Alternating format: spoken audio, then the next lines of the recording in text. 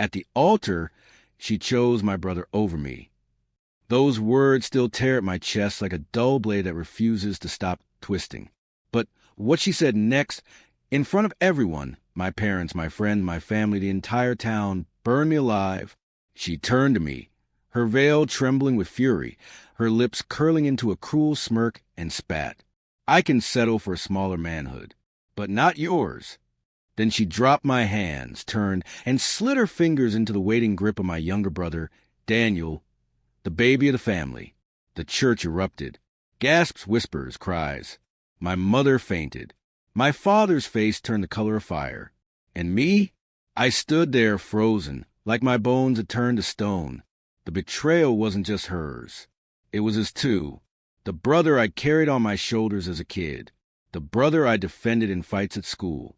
The brother I trusted with my life. And yet, there he was, stealing my bride, holding her hand with a smug smile as if this had been his throne all along. The priest dropped his Bible. My best man cursed under his breath. And the sound of my heart? It was the loudest funeral march I had ever heard. But here's the truth no one knew then. That moment at the altar was only the beginning. A betrayal so brutal doesn't just destroy love. It breeds revenge. And the revenge I planned? It was going to shake my entire family, her life, and even the law itself. Because what they didn't know was that I wasn't the kind of man who stayed broken. And if they thought humiliating me in front of the world was the end of my story, oh, they were dead wrong. Like, comment and subscribe for more, because what happened next changed everything. My name is Michael Carter, firstborn son of Jonathan and Evelyn Carter. The Carters, one of the most influential families in New York. My father built his empire from nothing, clawing his way out of the streets with grit and clever deals until he became the man every businessman in the state either feared or respected. Our name opened doors. Our money closed mouths.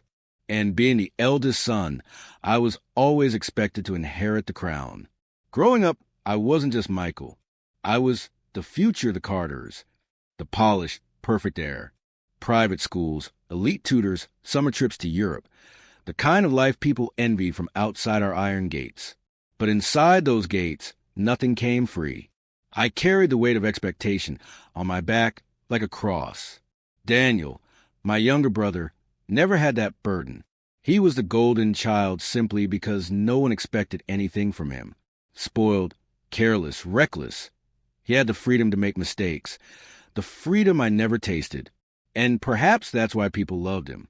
He was charming, unpredictable, funny in a way that melted tension. But beneath all that shine, Daniel was a shadow waiting for his chance to step into my light. And the woman caught in the middle of us was Claire Williams. Claire wasn't just beautiful. She was mesmerizing. The kind of woman who walked into a room and bent every gazer away. Her father was a senator. Her mother a philanthropist. The perfect match for a Carter heir. But beyond all the politics and pedigree, I truly believe she loved me. We met at a charity gala, and when her eyes met mine across the ballroom, it felt like the universe had finally handed me something that wasn't duty, but destiny. Or so I thought. For months, we planned our wedding. The union of two powerful families. The papers called it a merger of dynasties. But for me, it was more than headlines. I dreamed of Claire as my wife. I dreamed of building a family, of finally stepping out of my father's shadow with someone who saw me as a man, not just an heir. But dreams are fragile things, and sometimes they shatter in the most grotesque ways. I found out about Claire and Daniel by accident. One night, weeks before the wedding, I left my office early. Claire had told me she was tired, heading home after a long day. But when I reached her apartment, I found the door slightly open. I stepped inside quietly, carrying flowers, ready to surprise her. Instead, it was me who was surprised. The sound of laughter, the clink of a wine glass, a soft gasp, and then her voice, whispering his name the way she used to whisper mine. I walked into the living room, and there they were, Claire's hair spilling across Daniel's chest, her lips pressed against his neck. Daniel looked up, and for a split second his eyes widened in guilt. But then he smirked, as if daring me to break. I dropped the flowers. She scrambled, pulling the blanket to cover herself. But the damage was done. My world collapsed in silence. And before I could even speak, Claire said the words that seared into me forever. Michael, I didn't mean for it to happen, but I can't lie to you anymore. I don't love you, not like I love him. Her voice trembled, but Daniel's didn't. He leaned forward, bold, shameless, and said, "You've always had everything, brother.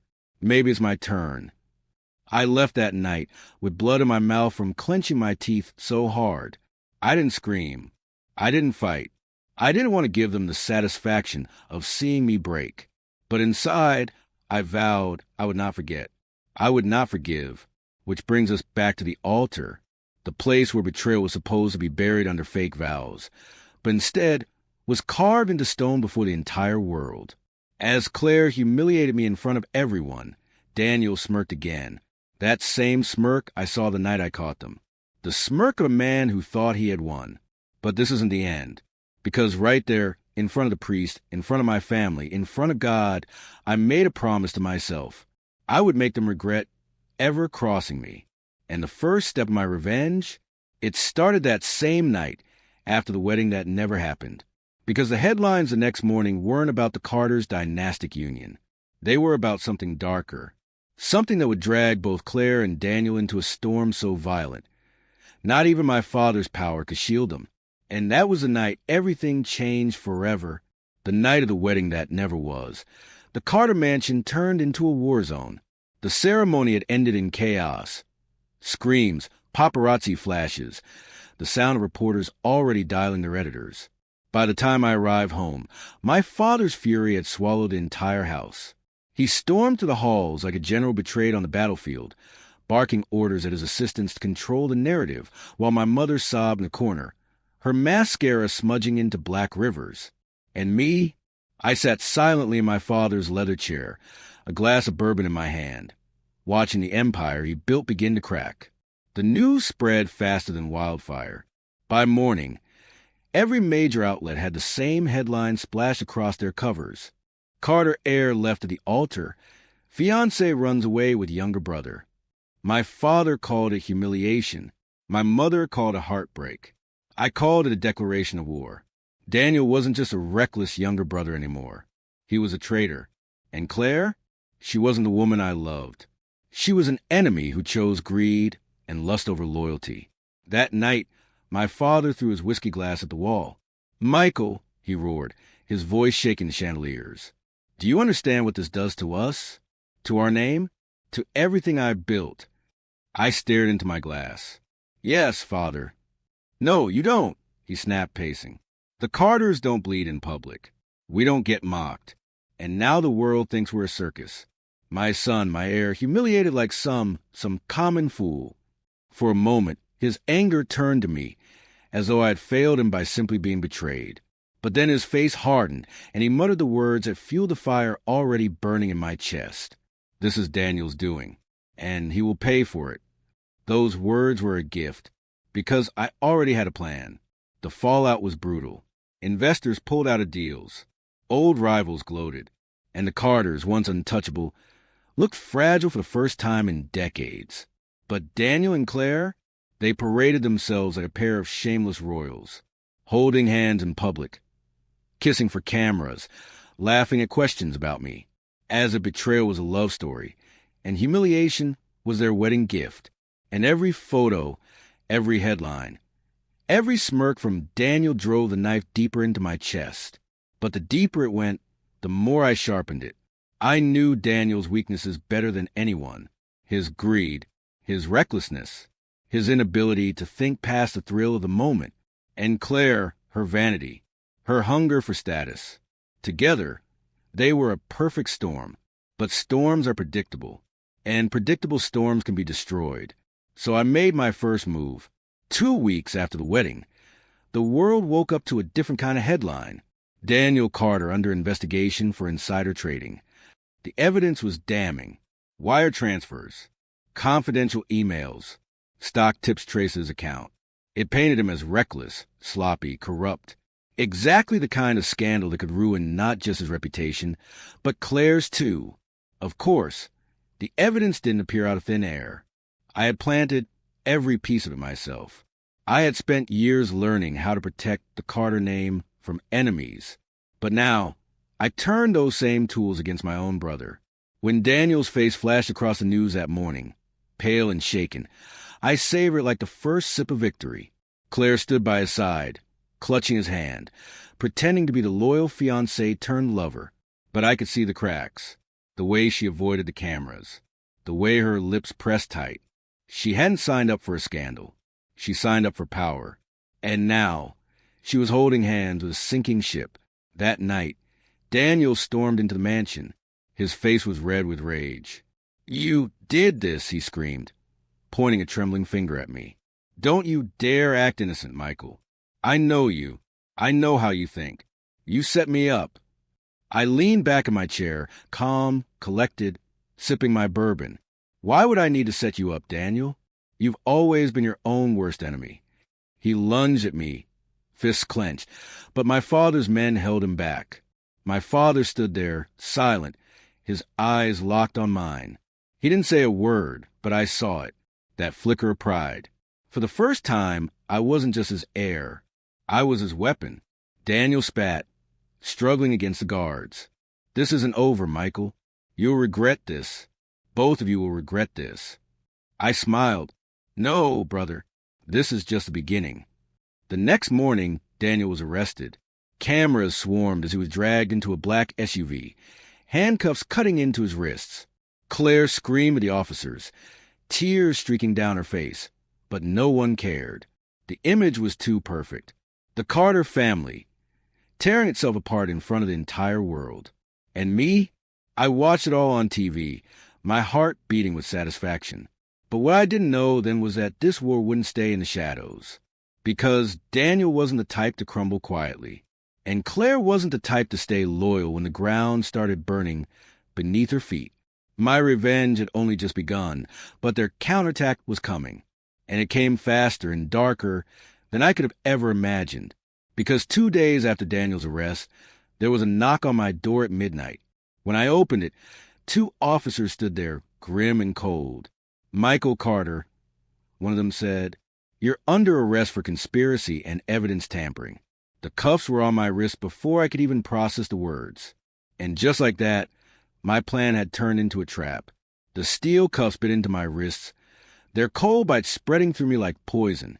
As the officers led me down the marble steps of my own mansion, flashbulbs erupted in the night. Reporters shouted my name, their voices a storm of chaos. "Michael, is it true you framed your brother? Michael, did you tamper with federal evidence? Michael, are the Carters finished?" Every question was a dagger, but none of them hurt as much as the sight waiting at the edge of the crowd. Claire. She stood there in a cream-colored coat, her hair perfect, her lips painted in that blood-red shade she knew I hated. And she was smiling, not openly. No, she was too clever for that. But her eyes, those eyes I once drowned in, glittered with triumph. She had done this. I knew it. Daniel didn't have the brains to turn my trap back on me. But Claire? She had motive, means, and malice. And the satisfaction on her face was proof enough. As they shoved me into the back of the squad car, I clenched my fists until my knuckles turned white. The cameras caught every second. To the world, the image was simple. The heir of the Carter dynasty, dragged off in disgrace. To me, it was war made flesh. The next 48 hours blurred into a nightmare. Cold cells, harsh interrogations, lawyers whispering strategies while federal agents slammed files onto the table, each one filled with evidence I supposedly forged. Emails I never wrote, bank accounts I never touched, false witnesses swearing they'd seen me manipulating documents. It was airtight, too airtight. Whoever set me up didn't just want me embarrassed. They wanted me destroyed. And Daniel? He played the victim. On TV, he wept like a wounded child, swearing he had no idea how his beloved older brother could betray him. He called me jealous, power-hungry, desperate to cling to a legacy that was slipping away.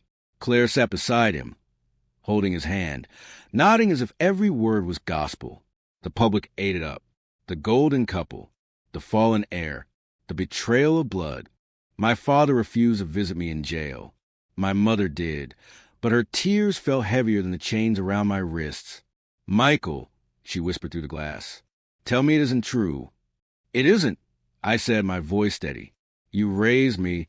You know I'd never destroy my own family like this." Her lips trembled, but she said nothing, and that silence told me the truth. Even she wasn't sure anymore. The trial came faster than I expected. Federal court, packed to the brim with reporters, rivals, vultures waiting to feed on the carcass of my reputation. I stood in my tailored suit, wrist-free now but heart-shackled, as the judge called case. United States versus Michael Carter. The prosecutor painted me as a wolf in Ayer's clothing, a man so obsessed with power that I'd destroy my own brother just to secure my inheritance. He spoke with venom, waving files and evidence in the air. And then came the witnesses. A banker swore I funneled money through offshore accounts. A secretary testified. She saw me forging signatures late at night. An IT specialist claimed he traced the false emails back to my computer. It was all lies, every last word. But to the jury, it looked like gospel. Then Claire took the stand.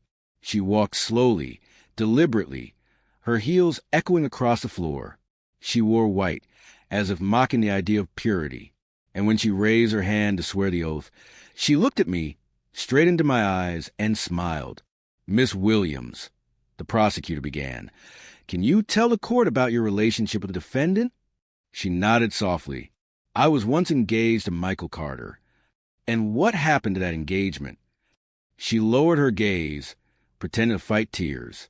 "It ended when I discovered his darker side." "Darker side?" the prosecutor prompted. "Yes," she whispered. "Michael is controlling, obsessed with appearances. He once told me he would rather see his own brother ruined than lose the Carter legacy." The courtroom gasped. My lawyer jumped to his feet. "Objection! Hearsay!" The judge allowed it. And Claire, looked at me with crocodile tears sliding down her cheeks and delivered the final dagger. "The man you see before you isn't the Michael I fell in love with. That Michael is gone. What's left is someone who will stop at nothing, not even destroying his own family, to get what he wants." The jury stared at me like I was already guilty. Daniel squeezed her hand in the front row, and she leaned into him like he was her savior. It took everything in me not to scream across the courtroom, not to tell the world about what she whispered at the altar, not to rip off the mask she wore and show everyone the venom underneath. But I stayed silent, because I knew something no one else did. Claire and Daniel had played their hand perfectly, but in their arrogance, they'd left a trail I had already started to uncover from the shadows of my cell. And when the time came, that trail would turn their empire of lies into ashes. The trial stretched on for weeks. Every day, more lies piled on top of me. Every day, I watched my father's face turn colder, my family's support crumble. By the end of the second week, it felt inevitable I was going down. Until the night before the jury's verdict, when my lawyer burst into my holding cell, his face pale, but his eyes burning with something I hadn't seen in weeks. Hope. "Michael," he whispered, sliding a folder across the table. "We found something. Something big." I opened the folder, and my blood ran cold. It was a recording. A secret one. Daniel and Claire's voices, clear as day, plotting my downfall. Daniel: "If he takes the fall, I'll be the heir." Finally. Claire: "And when he's in prison, no one will question us. We'll have it all." It was a smoking gun. The proof I needed to burn them both. But before I could even ask where it came from, the door to the cell slammed open. 3 guards stormed in, their faces grim. "Michael Carter," one of them said, "you're being transferred." Transferred. I frowned. "Where?" The guard's eyes flickered, and for the first time, I saw fear in them. Protective custody. Someone just put a price on your head.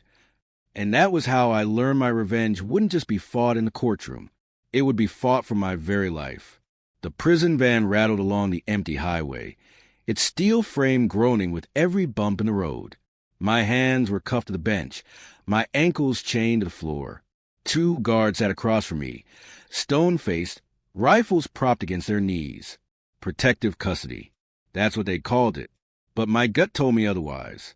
The recording still burned in my pocket. The proof of Daniel and Claire's betrayal. The one weapon that could clear my name, restore my place, and bring them down.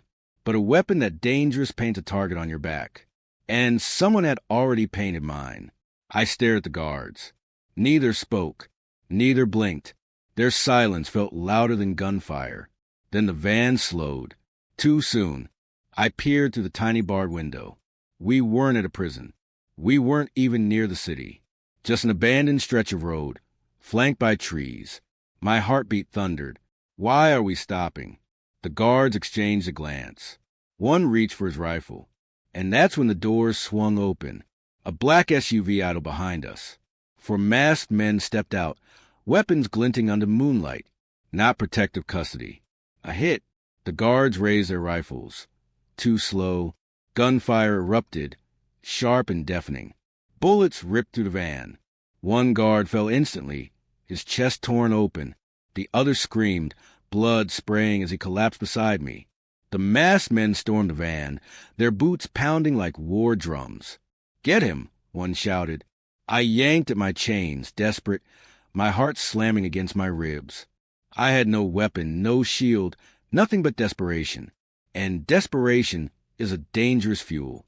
As the first man lunged inside, I swung my chained wrist with every ounce of rage inside me. The cuffs cracked against his jaw, snapping his head sideways. He stumbled, dropped his gun, and I dove for it. The second man fired. Bullets tore through the side of the van, sparks flying inches from my face. I fired back blindly. His body collapsed in a heap, his mask slipping to reveal a young face. Too young, too human, for the killer he had just been. The third man climbed into the van, knife gleaming. He slashed at me, the blade grazing my arm. Pain seared, but I twisted, kicking his knees out from under him. He hit the floor, and I brought the butt of the rifle down on his skull until he stopped moving. The last man shouted, "Finish him! Now!" He raised his gun, aiming straight at my chest. But headlights exploded across the highway. Another SUV screeched to a halt. Doors flew open. More figures stormed forward. But these weren't masked. These weren't assassins. These were agents. Federal jackets glowed under the beams. "Drop your weapons," they roared. Gunfire erupted again, chaos. Screaming, smoke. The masked men scattered into the woods, firing wildly. Agents fired back, dropping one, wounding another. The highway became a battlefield. I crouched in the corner of the van, clutching the rifle, my breath ragged, my cuffs still clamped tight. When the dust finally settled, 2 masked men were dead. The others vanished into the trees. One agent climbed into the van, his eyes hard as steel. "You're lucky we got here when we did," he muttered, unlocking my cuffs. "Someone really wants you dead." I stared at him, my chest heaving. "Who sent them?" He shook his head. "We don't know yet. But whoever was, they had inside information. Inside information. Which meant someone close to me had planned this. Someone who knew the exact time, route, and purpose of my transfer. And in my world, close only meant family. The agents relocated me to a secure facility in the city. Not prison. Not freedom. Something in between. 4 walls, cameras in every corner, guards who never spoke.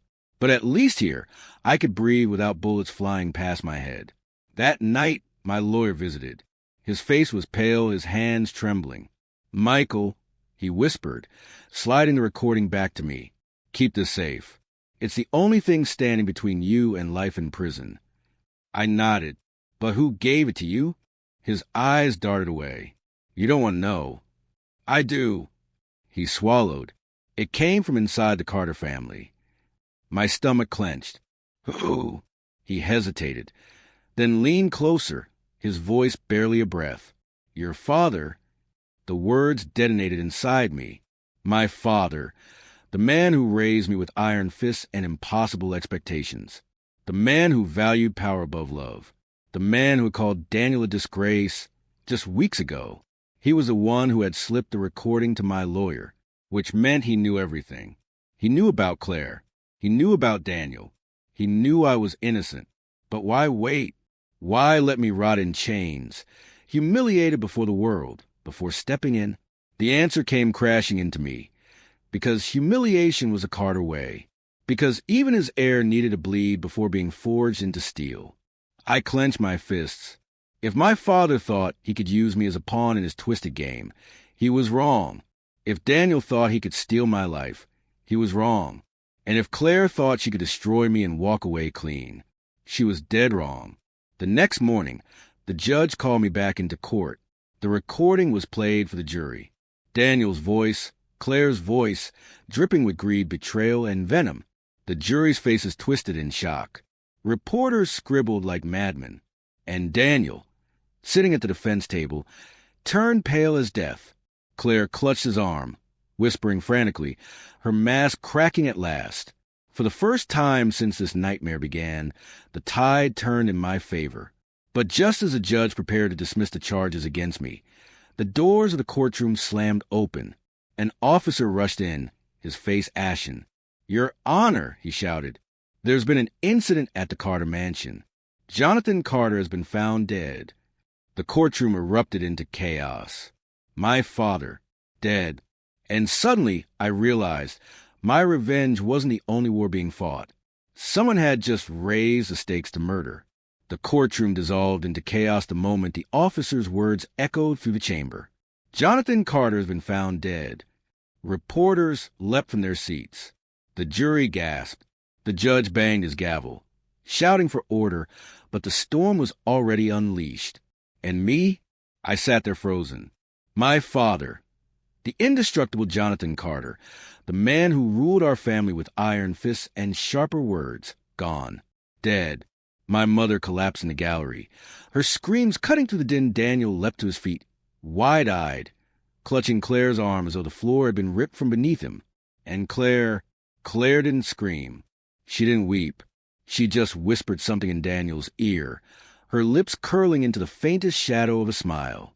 The judge declared an immediate recess. The trial, my freedom, everything was pushed aside, because in that moment, the Carter Empire wasn't just crumbling, it was bleeding. By the time I reached the mansion, the once proud estate was wrapped in yellow tape. Officers swarmed the grounds. Cameras flashed. Neighbors whispered from their gates. Inside, the body of Jonathan Carter lay slumped across his mahogany desk, a bullet wound clean through his temple. A pistol rested in his right hand. "Suicide," one detective muttered. "Classic case." But I knew my father. Jonathan Carter didn't believe in suicide. He believed in control, in power. He would have rather burned the world to ashes than put a gun to his own head. This wasn't suicide. It was murder. And only two people stood to gain everything from his death: Daniel and Claire. The funeral was a spectacle. Black limousines lined the church, politicians and CEOs flocking like vultures disguised as mourners. Cameras flashed as if grief were just another red carpet. I stood by the coffin, staring at my father's cold face, trying to feel something: anger, sorrow, rage. But all I felt was emptiness. He had raised me like a soldier, not a son. And yet, even now, I could feel his shadow pressing down on me. My mother clung to me, sobbing. Daniel, on the other hand, stood tall beside Claire, his hand gripping hers, his jaw set like a conqueror. He didn't look broken. He didn't look grieving. He looked hungry. And then, as the priest droned on, Claire leaned forward, her lips brushing my ear as she passed behind me. "Now it's Daniel's time," she whispered. I stiffened. The venom in her voice was unmistakable. And that's when it hit me. My father's death wasn't just convenient. It was orchestrated. Days later, the will was read. The family gathered in the library, the air thick with tension. The lawyer cleared his throat.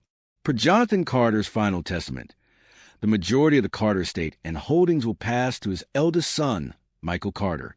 Daniel's face twisted in shock. Claire's eyes widened, the first true crack in her mask. But then the lawyer continued. However, should Michael be found guilty of any criminal charges, the estate will transfer entirely to Daniel Carter. Silence. And in that silence, I understood. My father hadn't trusted either of us. He had dangled the empire like a noose, ready to tighten around the neck of whichever son faltered first. And now, with the trial still hanging over me, Daniel had motive to ensure I was destroyed. Claire had motive to push the knife deeper. And my father's death? It was the perfect catalyst. That night, as I stood in the study, staring at the portrait of my father, a figure slipped into the room. Claire. She closed the door softly, her heels clicking against the floor as she approached me. "You're not crying," she said, her voice smooth as silk. I didn't turn. "Neither are you," she chuckled darkly. "Jonathan Carter was a tyrant. His death is liberation. Don't pretend you don't feel it too." I finally turned, my eyes narrowing. "Did you kill him?" Her smile was slow, deliberate. "What if I did?" For a moment, we stood inches apart, her perfume suffocating, her eyes daring me to strike. Then she leaned closer, her lips almost brushing my ear. "You can fight me, Michael, or you can join me. With Jonathan gone, with Daniel vulnerable, we could rule it all together." The audacity of it sent fire through my veins. She had destroyed me at the altar, spat venom in the courtroom, and now she dared to offer me an alliance? I shoved her back, my voice low and sharp. "I'd rather rot in prison than touch you again." Her smile vanished, replaced by something darker. "Then you will rot," she whispered, "and Daniel will dance on your grave." She turned and left, the door clicking shut behind her. I stood there, fists clenched, trembling with rage. Claire had declared open war, and I was ready to answer it. The next day, the jury reconvened. The recording was played again. My lawyer delivered a closing argument, so sharp it sliced the prosecutor's case to ribbons. When the verdict came, the world seemed to stop. On the charge of conspiracy and evidence tampering, we find the defendant not guilty. The courtroom erupted. I was free, but freedom was a blade with two edges. Because the moment I stepped outside the courthouse, Daniel was waiting. Claire stood beside him, her hand in his, their eyes locked on me like predators. Daniel leaned close, his voice dripping venom. "Enjoy your freedom, brother. It won't last long." And before I could respond, he slipped a folded note into my pocket. Later, when I opened it, my blood turned to ice. One sentence, scrawled in his handwriting. "You're next." The note burned in my pocket all night. "You're next." Daniel's handwriting, his threat, his declaration of war. For years, he had lived in my shadow. But now, with Claire at his side and blood already on his hands, he thought he could erase me from the picture entirely. He was wrong. I wasn't the scared older brother anymore. I wasn't the heir who swallowed humiliation for the sake of family honor. My father was gone. The rules were gone. And now it was just war, blood for blood. 2 nights later, I confronted him. Daniel was celebrating at one of his favorite clubs downtown. Champagne flowed like rivers. Music pounded the walls, and women clung to him as if he were already king. Claire was there too, dressed in red, sipping her drink with the smugness of a queen who believed her throne was secured. I waited until the crowd was thickest, until Daniel was at the center of it all, basking in the glow of stolen glory. Then I stepped into the circle. The music seemed to falter. The crowd parting his eyes swung toward me. "Michael," Daniel said, his smirk curling. "Didn't expect to see you here. Shouldn't you be hiding in Father's shadow still?" I stepped closer, my voice low but sharp enough to cut the noise around us. "You killed him." Gasps, whispers. Claire stiffened beside him, her glass trembling for the briefest second before she masked it with another sip. Daniel leaned forward, grinning like a devil. "Careful, brother. That sounds like an accusation." "It's not an accusation," I hissed. "It's the truth." The crowd fell silent, every ear straining to catch the words between us. Daniel laughed, loud and careless. "And what proof do you have, Michael?" "HM? None. Because Father's gone, and with him, any chance of you holding on to this family. It's my time now. And if you can't accept that, then maybe you are next." Something in me snapped. I lunged. My fist cracked across his jaw, sending him stumbling back. The crowd screamed as the music screeched to a halt. Chairs toppled, glasses shattered. Daniel came back swinging, rage twisting his face. His fist slammed into my ribs, air bursting from my lungs. But I didn't stop. I grabbed him by the collar and slammed him against the wall, the weight of years of betrayal fueling every blow. You ruined everything. I roared, striking again. You took Claire, you framed me, you killed father.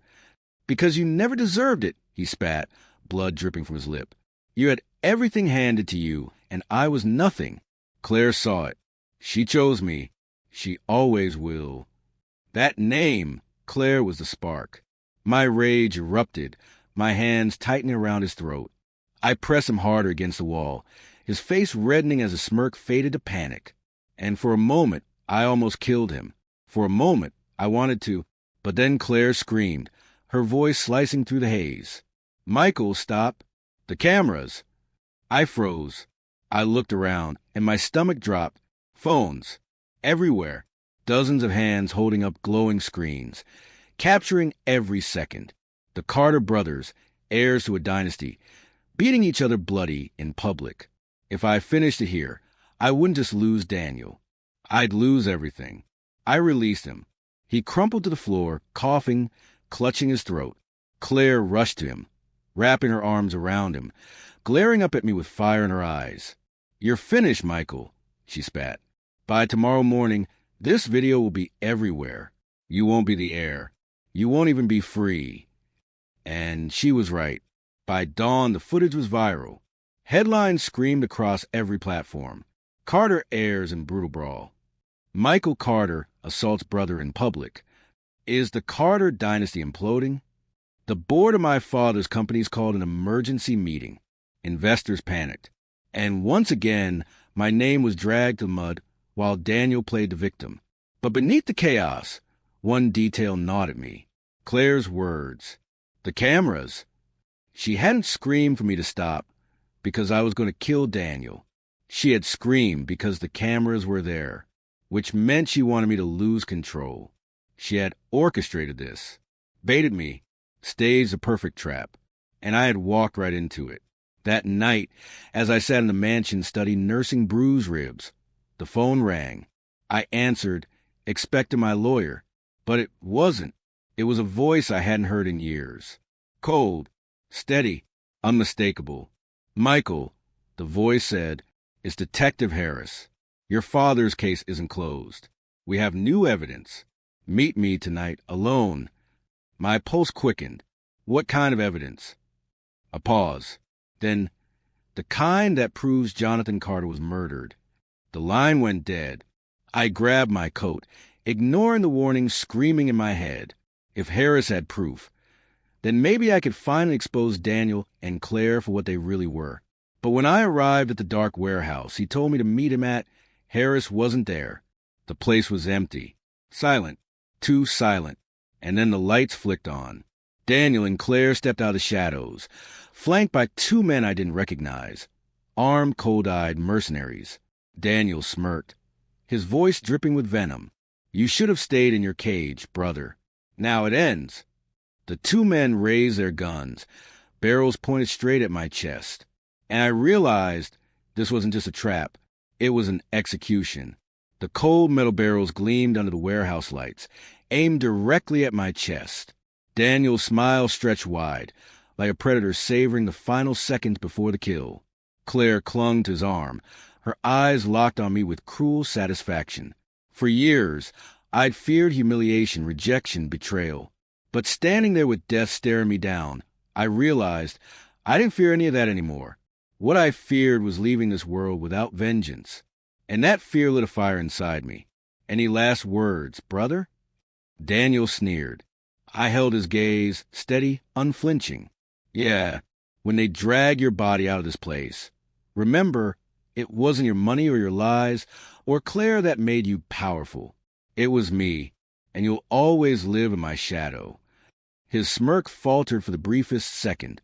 He hated that truth more than anything. He snapped his fingers. The mercenaries moved, but I was faster. I dove sideways, grabbing a rusted iron pipe from the floor. Bullets tore through the air, sparks flying as they ricocheted off metal beams. I swung the pipe with every ounce of strength left in me, cracking it against one gunman's wrist. His weapon clattered to the ground, and I kicked it away before he could recover. The second mercenary charged. I swung again, smashing the pipe into his jaw. He staggered, blood spraying, but managed to tackle me. We crashed to the concrete floor, fists and elbows flying. His hands clawed for my throat. I drove my knee up into his ribs, twisting until I shoved him off. I scrambled for the fallen gun, my heart hammering like a war drum. My fingers wrapped around the grip just as Daniel shouted, "Kill him." Claire screamed, "Daniel, don't let him." The gun roared. One mercenary dropped. Silence swallowed the warehouse for half a second. Smoke curled from the barrel. My own breath came ragged, but my hands were steady. I aimed at Daniel. For the first time, fear flickered in his eyes. But Claire moved faster. She stepped in front of him, spreading her arms wide, her voice shaking yet sharp as a blade. "Do it, Michael. Shoot me. Show everyone who you really are." The words cut through me like fire, because she was right. If I pulled the trigger, the world would see not justice, but madness. They'd see a man broken by betrayal, killing the woman who had once been his bride. And Daniel knew it. His smirk crept back, safe behind her shield. "Go ahead, brother," he taunted. "End it." My finger trembled on the trigger. I could end them both. Right here.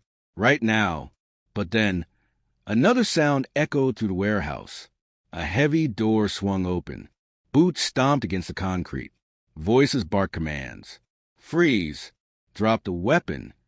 Red and blue lights flashed against the metal walls. The police stormed in, guns raised, flooding the warehouse with chaos. I froze, lowering the gun slowly. The surviving mercenary dropped his weapon, hands raised. Daniel and Claire exchanged a look, pure panic flashing across their faces. And then I heard the voice again, the one that had lured me here. Detective Harris. "Michael Carter," he said, stepping into the light, his eyes unreadable. "You're under arrest for the murder of your father." The world stopped. My grip loosened. The gun clattered to the ground. Murder? The room spun as Harris ordered the officers to cuff me. My body resisted, but my mind was drowning in disbelief. Daniel's smirk widened, victory dripping from every curve of his lips. This had been his plan all along, not just to kill me, to bury me forever. And as the cold steel of handcuffs locked around my wrists, I realized Chapter 7 wasn't my downfall. It was a setup for something far worse. The handcuffs dug into my wrists as the officers shoved me into back of the police car. Sirens wailed, painting the night in streaks of red and blue. Daniel and Claire stood outside the warehouse, side by side like a royal couple watching a traitor dragged away. His smirk was smug. Her eyes glittered with cruel triumph. At the altar, she had chosen my brother over me, and now, in front of the world, she was making sure I lost everything. But what they didn't know was that I wasn't beaten yet. Detective Harris sat across from me in the interrogation room hours later. His face was calm, unreadable, but his eyes carried the weight of something more than duty. "You're being charged with your father's murder," he said flatly. "I didn't kill him." I shot back, my voice hoarse but steady. "Daniel did, and Claire helped him cover it up." He leaned in, lowering his voice. "Do you have proof?" My silence was answer enough. He sighed, running a hand over his jaw. "Michael, without evidence, you're finished. Daniel owns the board, the company, the press. And Claire? She'll testify against you. It'll stick." Hopelessness pressed down on me, heavy as chains. But then Harris slid something across the table. A USB drive. "What's this?" I asked. "Insurance," he said. "Your father came to me weeks before his death. He suspected Daniel. Left me files, recordings, documents, a hidden will, everything. I was waiting for the right moment to use it. My breath caught. My father had known. Why now?" I whispered. "Because Daniel tried to set you up," Harris said. "And that makes him sloppy." Hope flickered inside me like a spark in the dark. The trial began days later. Cameras filled the courtroom, the nation watching the Carter dynasty unravel. Daniel sat at the defense table, perfectly composed, his lawyer smirking with confidence. Claire was behind him, her red dress like a flag of victory. I sat opposite, cuffed, bruised, but unbroken. When the prosecution called Detective Harris, the entire room held its breath. He plugged in the USB drive. Recordings filled the room.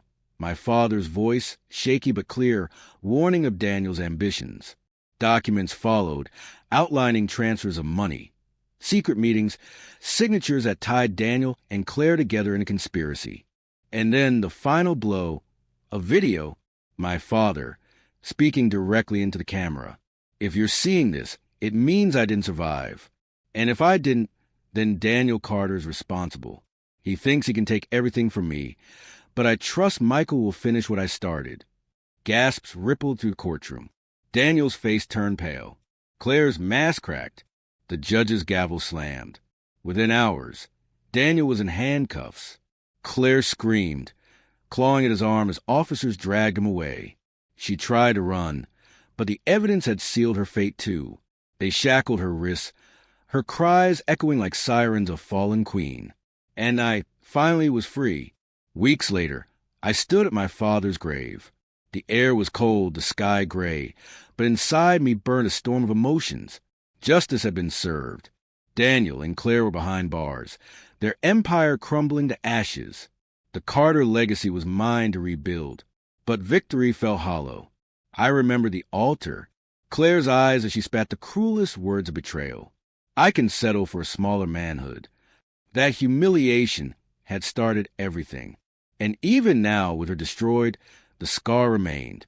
Because revenge doesn't heal wounds. It only carves them deeper. I placed a hand on my father's headstone, whispering into the silence. They're gone, Father. But so are we.